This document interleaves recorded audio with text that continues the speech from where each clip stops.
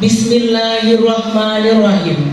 Acara diseminasi pemahaman dan penerapan budaya positif di sekolah kepada rekan guru di SMA Adabiyah 2 Padang dalam rangka pemenuhan tugas pendidikan guru penggerak, calon guru penggerak angkatan ke-7, kita mulai.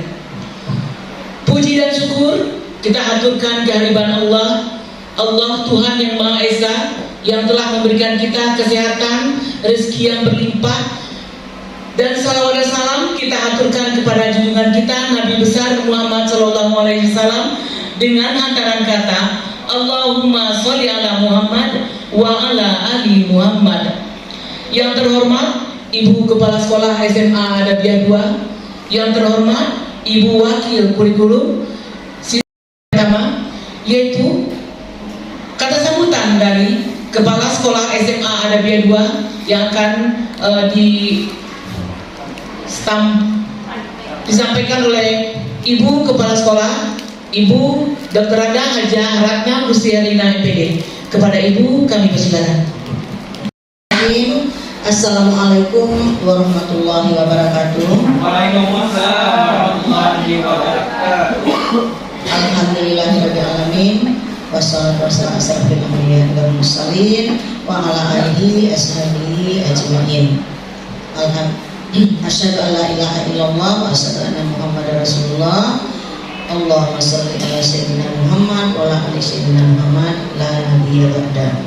Yang sama kita hormati Ibu, Bapak dan Bapak Wakil Kepala SMA Adabiyah 2, Bapak dan Ibu Guru SMA Adabiyah 2 yang hadir pada hari ini. Pada hari ini kita melakukan diseminasi dalam rangka kegiatan guru penggerak yang pada hari ini adalah salah satu dari guru penggerak kita adalah Ibu Alisa Rosa MPDI. Untuk itu kepada teman-teman semua, kita pada dasarnya sudah mengetahui bahwa kurikulum Merdeka atau IKM ini sangat penting kita ikuti karena ini sudah digariskan dalam Permendikbud, sudah merupakan suatu kewajiban kita untuk mengikutinya. Makanya kepada Bapak dan Ibu semua yang belum menjadi guru penggerak, segeralah untuk mendaftarkan diri untuk menjadi guru penggerak. Dan nantinya Ibu Alisa akan juga memberikan arahan-arahan bagaimana sepantasnya atau bagaimana hal yang harus dimiliki sebagai guru penggerak. Tujuan daripada pemerintah untuk menggerakkan daripada kurikulum kita ini agar bagaimana guru-guru mampu untuk bagaimana kemajuan pendidikan secara nasional itu bisa terwujud. Ya, maka digantilah kurikulum dari kurikulum 2013 sekarang ini menjadi kurikulum Merdeka. Nah, untuk itu di dalam kurikulum Merdeka harus dilaksanakan oleh guru-guru yang bergerak untuk maju mencapai tujuan tersebut. Nah, marilah bersama-sama kita ikuti daripada program-program kurikulum Merdeka ini dengan sungguh-sungguh sehingga akan kita menjadi orang-orang hebat dan mampu menghebatkan daripada siswa-siswa kita. Itu saja harapan saya sebagai kepala sekolah. Mudah-mudahan apa yang kita harapkan dan negara harapkan bisa terwujud adanya. Saya sudahi dengan wabillahi taufiq wal hidayah. Wassalamualaikum warahmatullahi wabarakatuh. Akan disampaikan oleh calon guru penggerak kita Ibu Alisa Rosa. Kepada Ibu kami persilakan.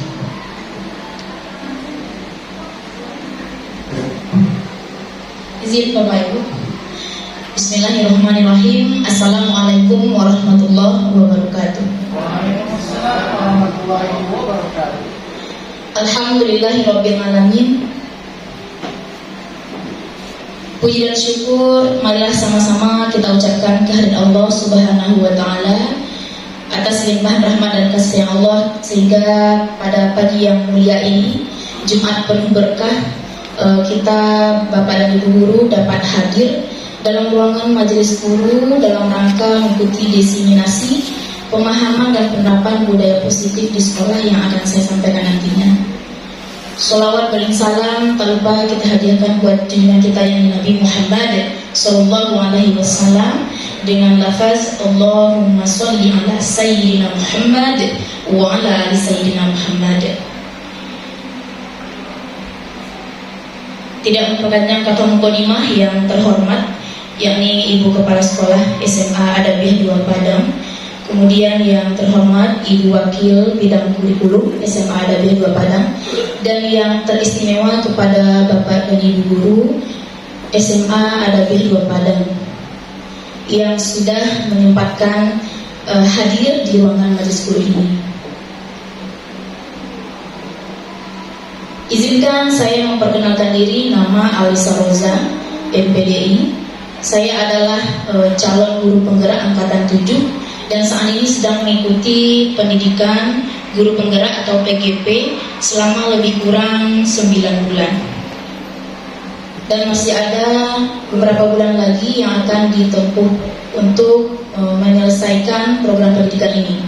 Dan hari ini adalah kegiatan aksi nyata daripada modul 1.4 yang saya laksanakan, yakni terkait dengan diseminasi bagaimana kita sebagai calon guru penggerak mampu memberikan informasi kepada rekan-rekan sejawat yang berada di tempat kita berdinas, yang judulnya adalah tentang pemahaman dan penerapan budaya positif di sekolah.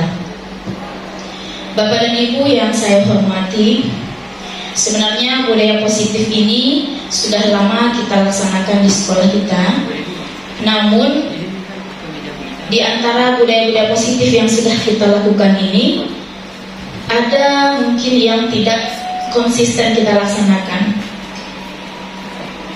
Artinya budaya itu ada, kadang muncul, kadang tidak. Jadi itu yang akan disampaikan kepada Bapak Ibu hari ini. Bagaimana kita bisa mengenal budaya positif ini lebih jauh, kita bisa merencanakan bersama dengan murid-murid kita, kemudian kita bisa melaksanakannya dan menjaga komitmen kita dengan peserta didik, sehingga budaya positif ini memang betul-betul membudaya namanya, membiasakan kegiatan-kegiatan positif itu berada di sekolah kita.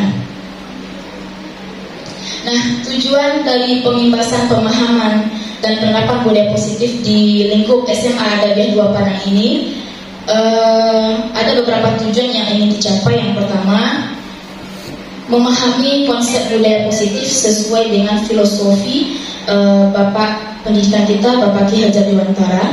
Kemudian yang kedua, supaya Bapak dan Ibu termotivasi untuk melakukan budaya positif tersebut. Dan yang ketiga, memberikan pemahaman tentang keyakinan kelas. Yang keempat, memberikan pemahaman tentang teori kebutuhan dasar manusia. Yang kelima, memberikan pemahaman teori 5 posisi kontrol. Dan yang terakhir adalah memberikan pemahaman tentang segitiga restitusi, yang terdiri dari menstabilkan identitas, validasi tindakan yang salah, dan menanyakan tentang keyakinan.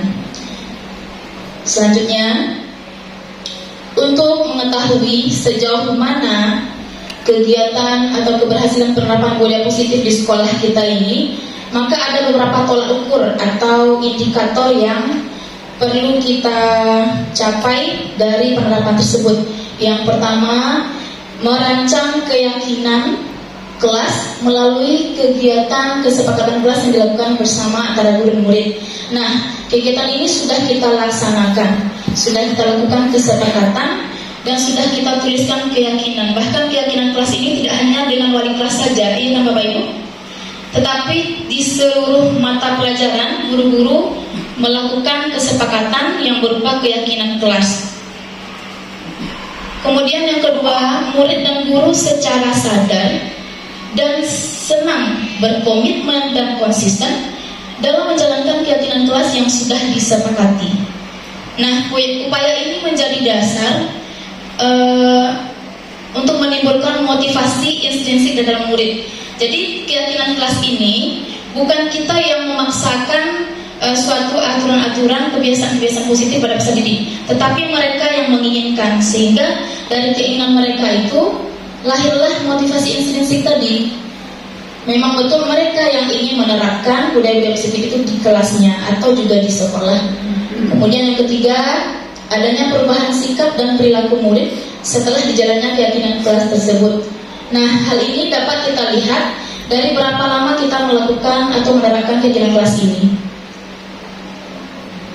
Selanjutnya, menurut Ki Hajar Dewantara bahwa seorang pendidik itu adalah ibarat sebagai seorang tukang kebun atau seorang petani, di mana petani bertugas untuk merawat bagaimana tumbuh kembang tanamannya, apakah mau dijadikan tanaman yang sukses atau berhasil sehingga menghasilkan buah yang lebat, buah yang manis. Nah, seperti itu pula kita di sekolah ini ibarat sebuah sawah atau ladang, di mana anak-anak didik kita berikan tuntunan, kita berikan bimbingan, kita berikan arahan.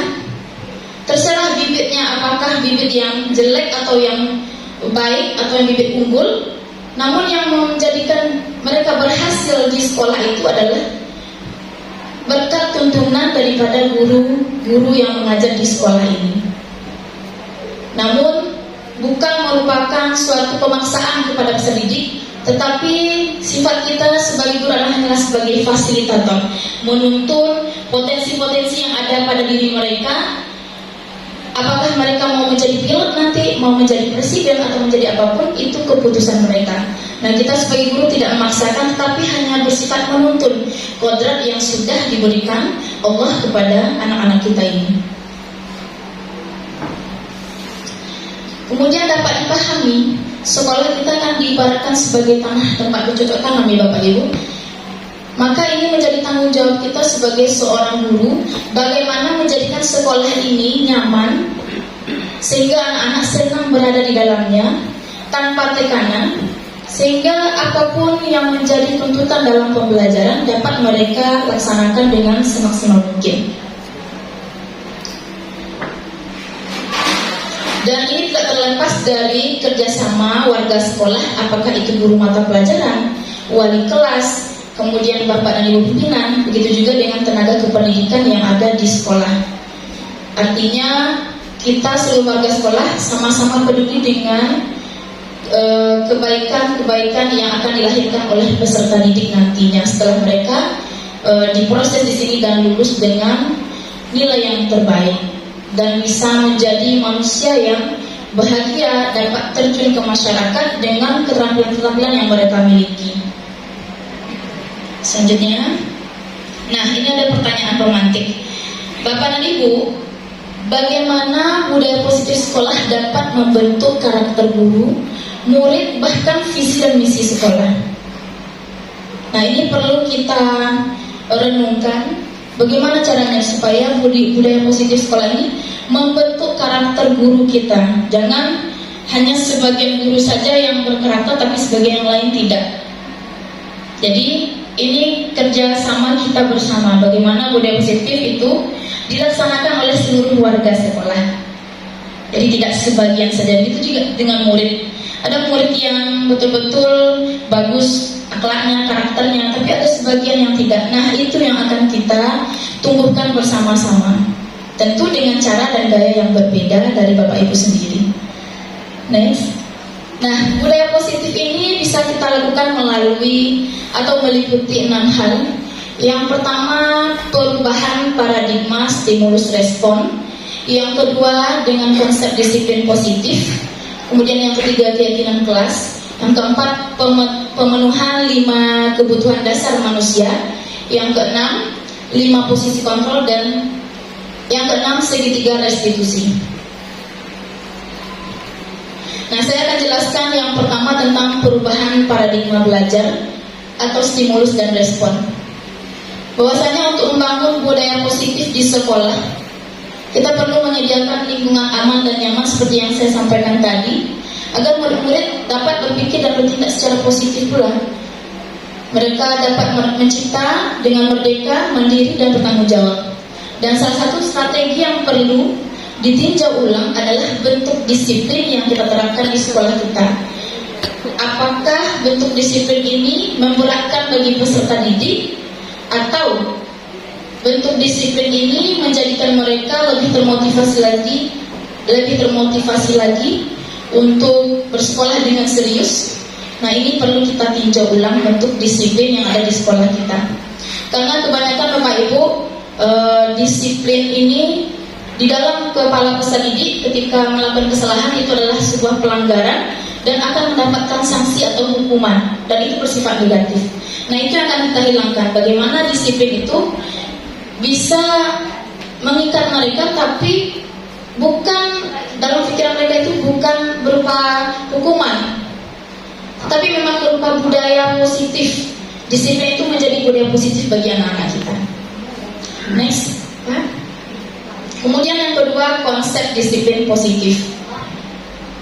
Nah, konsep disiplin positif ini merupakan unsur utama dalam terwujudnya budaya positif yang kita cita-citakan di sekolah kita ini. Kenapa saya katakan demikian? Karena selama ini sebagian besar guru berpendapat bahwa kalau anak-anak kita disiplin, maka mereka pasti akan bisa belajar dengan baik. Dan para guru juga berpendapat bahwa mendisiplinkan anak-anak adalah bagian yang paling menantang dari pekerjaan kita sebagai guru. Nah, ini yang saya sampaikan tadi. Ketika kata disiplin terdengar, kebanyakan orang menghubungkan kata disiplin itu dengan tata tertib, teratur, dan kepatuhan pada peraturan. Nah, kita lihat ada 3 macam motivasi perilaku manusia. Pertama, manusia itu termotivasi bertindak untuk menghindari ketidaknyamanan atau hukuman. Jadi mereka takut dihukum, maka mereka bertindak. Kemudian yang kedua, untuk mendapatkan imbalan atau penghargaan dari orang lain. Untuk mendapatkan penghargaan atau imbalan dari orang lain, maka baru bertindak. Dan yang ketiga, untuk menjadi orang yang mereka inginkan dan menghargai diri sendiri dengan nilai-nilai yang mereka percaya. Kira-kira Bapak Ibu, di antara yang 3 poin ini, mana yang ada pada diri anak-anak kita? Selama kita mengamati, selama kita mengajar, selama kita berada di sekolah, di antara 3 motivasi ini, siswa kita bertindak, mana yang... Nah, Bapak Ibu, dari pemaparan yang saya sampaikan tadi, ada 3 motivasi kenapa peserta didik atau 1, mereka bertindak untuk menghindari ketidaknyamanan dan hukuman. Sedangkan nomor 2, mereka bertindak untuk mendapatkan imbalan atau penghargaan dari orang lain dirinya Bapak, kemudian sampaikan pendapatnya. Terima kasih, nama saya Uci Demus Kohri. Kebanyakan motivasi perilaku manusia dalam konteks peserta didik kita itu pada nomor 1, untuk menghindari ketidaknyamanan atau hukuman. Karena mereka hanya takut dengan hukuman karena telah melanggar kedisiplinan, sehingga mereka tidak menanamkan bagaimana mereka itu ingin untuk mendapatkan nilai-nilai yang mereka percayai. Yang barangkali seperti itu. Baik, terima kasih Bapak, super sekali. Kita beri tepuk tangan untuk Bapak Uci Demus Kohri atas pendapat yang disampaikan. Mungkin ada Bapak dan Ibu guru yang ingin menyampaikan hal yang berbeda. Baik, saya ingin menanggapi yang tadi, yang disiplin tadi, tidak harus dengan hukuman, kan begitu tadi, ya. Tetapi kalau kita lihat kembali, baik daripada Al-Quran ataupun hadis-hadis Rasul, di sholat, suruh anak-anak sholat, iza balawa asyara sinin, iza balawa sab'a sinin, apabila umur 7 tahun, suruh sholat. Iza balawa asyara sinin, fadrubuhu alaiha. Kalau umur 10 tahun, tidak dipukul. Berarti hukuman itu tidak terlalu memberatkan, artinya tidak menjadikan mereka cacat, tidak menjadikan mereka itu artinya menderita dan sebagainya, tetapi hendaknya menjadikan efek jerah itu. Yang kedua, dalam Al-Quran coba kita lihat, fawailul lil musallin, neraka wailun bagi orang yang melalaikan sholat. Perhatikan hukuman juga itu. Hukumannya memang tidak langsung diberikan, tapi ada hukuman yang diberikan oleh Allah. Mana contohnya? Apabila satu negeri beriman kepada aku, kata Allah, maka akan aku timpakan kepada negeri itu keberkahan. Tetapi apabila negeri itu kafir kepada aku, kata Allah, maka tunggulah azabku. Ya, Pak Ibu. Baik, terima kasih sekali kita ucapkan kepada Ayah Bapak Dr. Desal Gunadi yang sudah memberikan juga pencerahan kepada kita bersama tentang disiplin yang tidak memberatkan tapi memberi efek jerah yang bersifat mendidik kepada anak-anak kita. Dan itu betul sekali, bukan menjadikan mereka bertindak sehingga takut dengan pelanggaran yang mereka lakukan, tetapi lebih kepada menghargai diri sendiri. Jadi Bapak Ibu, disiplin yang dibentuk nanti itu untuk lebih menghargai diri kita sendiri. Lanjut, yang ketiga, keyakinan kelas. Nah, dalam pembentukan keyakinan kelas, keyakinan kelas ini lebih bersifat abstrak daripada peraturan. Artinya dia lebih rinci dan konkret. Kemudian keyakinan kelas berupa pernyataan-pernyataan universal. Pernyataan keyakinan kelas nantiasa dibuat dalam bentuk kalimat positif. Jadi tidak menggunakan kata larangan, namun lebih bersifat mengajak. Nah, pertanyaan saya kepada Bapak dan Ibu wali kelas atau guru mata pelajaran, apakah sudah membuat keyakinan kelas dengan kalimat-kalimat positif atau malah dengan kalimat-kalimat negatif? Ya. Atau kami yakin. Kami yakin apa Bapak? Silakan Bapak. Kami yakin kami mampu hadir. Perkenalkan ini dulu. Baik, terima kasih. Nama saya Legi Sapriyadi. Jadi wali kelas 10 MIPA 4 ini dalam keyakinan kelas itu kami sudah memakai kalimat-kalimat positif seperti kami yakin bahwa kami bisa hadir tepat waktu. Di dalam kelas begitu. Kami yakin kami bisa tertib selama PBM berlangsung. Jadi tidak ada larangan-larangan. Jadi kalimatnya kalimat yang positif. Demikian, terima kasih. Assalamualaikum. Baiklah Bapak dan Ibu, demikianlah diseminasi tentang pemahaman dan penerapan budaya positif di sekolah, khususnya di sekolah SMA Adabiah 2 Padang. Semoga kita semua bisa menjadi guru dalam pembelajaran yang mampu menerapkan dan menularkan budaya positif di sekolah dan juga di lingkungan kita sendiri. Amin ya Rabbal Alamin. Dan terima kasih saya ucapkan pada Bapak dan Ibu guru yang sudah hadir menyempatkan waktunya untuk mendengarkan informasi dari saya terkait dengan budaya positif di sekolah. Semoga bermanfaat. Terlebih dan terkurang saya mohon maaf kepada Bapak Ibu guru. Wabillahi taufik wal hidayah. Wassalamualaikum warahmatullahi wabarakatuh. Waalaikumsalam. Paparan materi dari calon guru penggerak kita dari SMA Adabiah 2 semoga dapat memotivasi guru-guru kita yang lain untuk jadi calon-calon guru penggerak berikutnya. Amin. Terima kasih. Mohon maaf atas segala kekurangan. Wabillahi taufiq wal hidayah. Assalamualaikum warahmatullahi wabarakatuh. Waalaikumsalam.